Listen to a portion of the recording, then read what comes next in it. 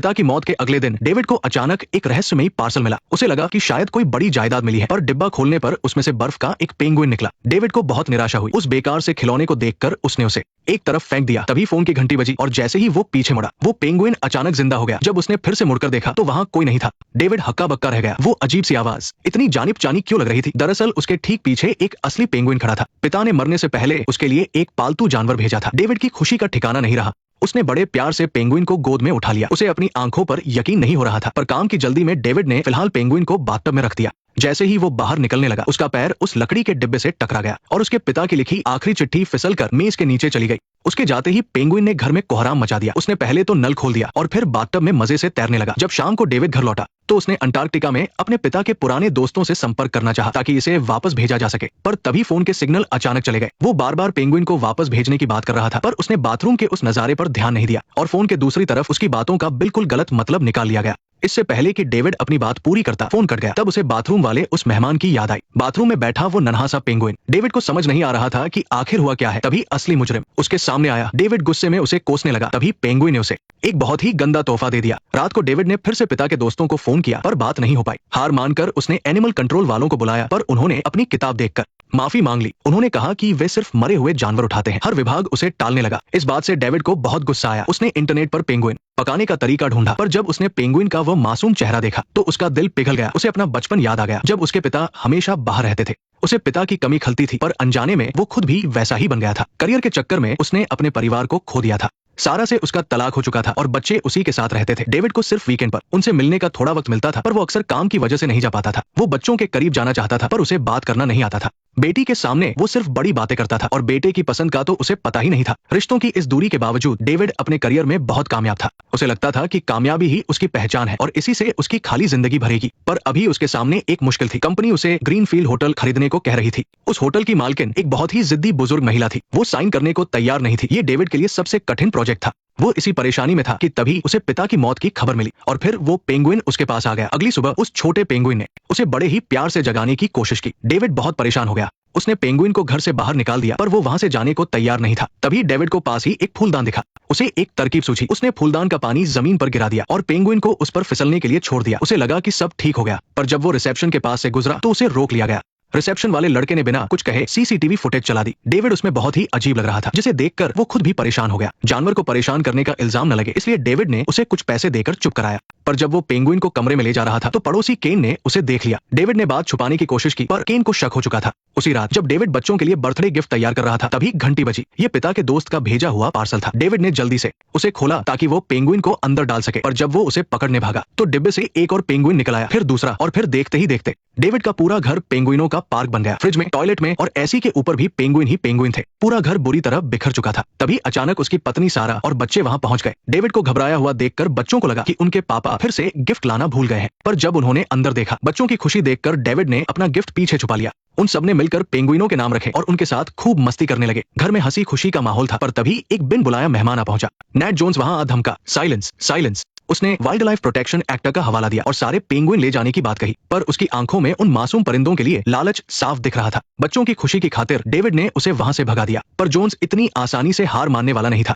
छोटे बेटे बिली को शक हुआ तो डेविड ने कहा कि वो पेंगुइन को नहलाने आया था। उसने वादा किया कि कोई भी इन पेंगुइनों को उनसे नहीं छीन पाएगा। जाते वक्त बिली बहुत उदास था। उसने कल फिर आने का वादा किया। बच्चों के साथ वक्त बिताने का मौका पाकर डेविड बहुत खुश था, पर जैसे ही रात हुई डेविड की सारी खुशी काफूर हो गई। पेंगुइनों का शोर पूरे होटल की इमारत में गूंजने लगा। अगली सुबह डेविड की आंख खुली तो वो पेंगुइनों के बीच था। उसकी रात बहुत खराब गुजरी थी। उसने कॉफी पीनी चाहिए, पर पेंगुइनों ने उसे भी खराब कर दिया। तभी उसने देखा कि चार्ली चैपलिन की फिल्में देखकर पेंगुइन बहुत शांत हो जाते हैं। ऑफिस पहुंचकर डेविड ने अपनी असिस्टेंट पिंकी से पेंगुइनों के बारे में जानकारी निकलवाई। उसे पता चला कि वे ठंड में शांत रहते हैं। घर लौटते ही डेविड ने बालकनी के सारे दरवाजे खोल दिए। पेंगुइन का कैप्टन पॉल की खुशबू का पीछा कर रहा था और जल्द ही उसने उसका पता लगा लिया। उस वक्त पॉल ग्रीन वैली होटल की मालकिन मिसेस गांधी के साथ मीटिंग कर रहा था। तभी अचानक उसकी नजर सामने खड़ी उन पेंगुइन्स पर पड़ी और उन पेंगुइन्स ने भी उसे देख लिया। एक दूसरे को देखते ही पेंगुइन्स तेजी से उसकी तरफ बढ़ने लगी और पॉल ने फौरन मिसेस गांधी का हाथ खींचा और वहां से निकल गया। शुक्र है कि लिफ्ट के दरवाजे बंद होते ही उसने खुद को बचा लिया। पेंगुइन्स ने अपनी योजना बदली और सीढ़ियों से जाने लगी, पर तभी उनसे पानी की बाल्टी गिर गई। कैप्टन पहले तो थोड़ा झिझका, फिर उसे पॉल का सिखाया हुआ वो दाव याद आया। वे सब गलियारे में फिसलते हुए निकल गए और ऊपर की मंजिल पर सब कुछ तहस-नहस कर दिया। नीचे हॉल में मिसेज गांधी का ध्यान भी इस पर गया तो पॉल पागलों की तरह उसे छिपाने की कोशिश करने लगा। पेंगुइन्स की फिसलन अभी भी जारी थी और आखिर में वे उछलकर सीधे स्विमिंग पूल में जा गिरी। मिसेज गांधी हैरान रह गई। उन्हें समझ नहीं आ रहा था कि आखिर कौन बेवकूफ है जिसने इतनी शानदार पार्टी खराब करने के लिए पालतू जानवर भेज दिए हैं। निशाना मिलते ही पेंगुइन्स पॉल पर झपट पड़ी। पॉल घबराकर वहां से भागने लगा पर वो इन नन्हे मेहमानों से पीछा नहीं छुड़ा पा रहा था। जब पॉल पेंगुइन्स को लेकर होटल वापस पहुंचा तो जोन्स पहले से ही अंधेरे में घात लगाए बैठा था। वो इन कीमती पेंगुइन्स को हथियाने के बारे में ही सोच रहा था। अगली रात बिली हमेशा की तरह पेंगुइन्स के साथ खेल रहा था लेकिन जेनी बहुत उदास थी। पॉल को थोड़ी चिंता हुई और वो उससे बात करना चाहता था पर जेनी वहां से जाने लगी। पॉल ने पीछा नहीं छोड़ा और आखिर में जेनी ने उसे सब बता दिया। असल में उसके क्रश कीगन का अपनी गर्लफ्रेंड से ब्रेकअप हो गया था। ब्रेकअप के बाद उसे जेनी की याद आई तो उसने जेनी की सहेली को मैसेज किया ताकि वो जेनी को स्कीइंग पर ले जा सके, पर सहेली ने खुद ही कीगन को मना कर दिया जिससे जेनी के हाथ से प्यार का एक और मौका निकल गया। पूरी बात समझने के बाद पॉल पूरे भरोसे के साथ अपनी बेटी को समझाने आगे बढ़ा पर काफी सोचने के बाद भी उसके मुंह से वही बोरिंग और पुरानी नसीहतें निकली। उसने जबरदस्ती मुस्कुराने की कोशिश की और उसे लगा कि उसने बहुत अच्छा बोला है, लेकिन अमांडा को बहुत मायूसी हुई और बेटी ने अपना चेहरा छिपा लिया। पॉल हमेशा ऐसा ही करता था। वो अपने प्यार को ऐसी नसीहतों में बदल देता था जिससे दूसरों का दम घुटने लगे। वो अपनी पूरी जिंदगी में कभी प्यार से बात करना नहीं सीख पाया। वो नहीं समझ पाया कि बच्चे का दुख बांटने के लिए उसके बराबर झुकना पड़ता है। वो तो बस अपने नजरिए से बड़े बड़े उपदेश झाड़ना जानता था जो दूसरों के दिल को चोट पहुंचाते थे।